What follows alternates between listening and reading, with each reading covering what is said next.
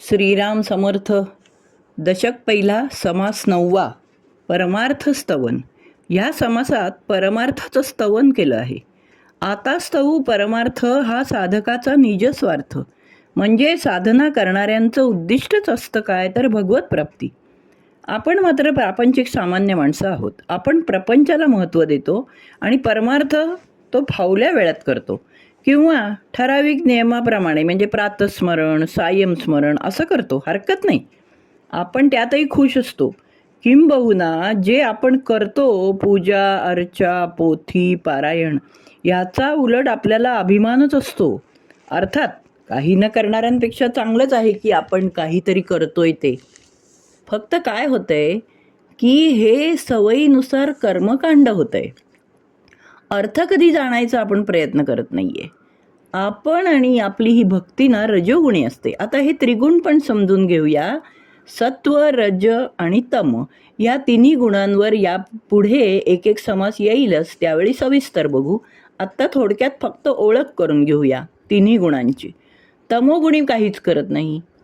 रजोगुणी भक्ती करतो पण फळांची अपेक्षा ठेवतो, मग फळ नाही मिळालं की चिडतो.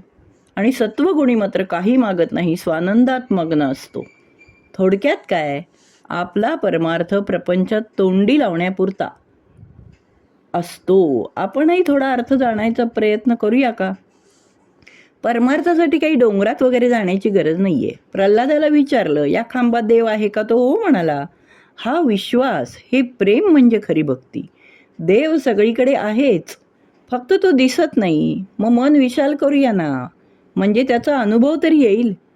विक्रम राजाला वेताळ गोष्टी सांगण्यात गुंगवतो आणि मग बोलायचं नाही ही अटच विक्रम राजा विसरतो. बोलतो, मग वेताळ निघून जातो. हे जे गुंतणं आहे ना, गोष्टीत गुंतला विक्रम राजा, हे जे गुंतणं आहे त्याला म्हणायचं माया. आपणही असेच गुंतो ना. सिरियल बघताना असे रंगून जातो आपण, पिक्चर बघतानाही रंगतो, पण तो संपल्यावर परत येतो आपण वास्तवात. प्रपंच हा मात्र संपतच नाही. चित्रपट खूप मोठा आहे. मग ते परमतत्व, परब्रह्म कसं काय जाणणार आपण? सोपा काही उपाय नाही आहे का? आहे ना. ते तत्व काही कुठे बाहेर नाही आहे. मनात डोकावता आलं ना तर दिसेल ते.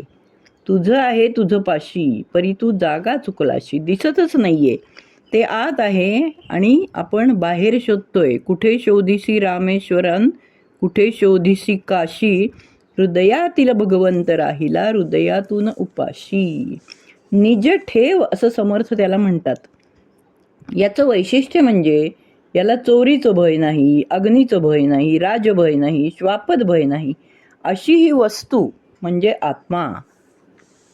आता देह आणि आत्मा हे नातं जाणतो आपण. जितनी चावी भरी रामने उतना चले खिलौना. खेळण्यातली बाहुली नाही का चालत किल्ली दिल्यावर, तशी ही देहाची बाहुली चालते.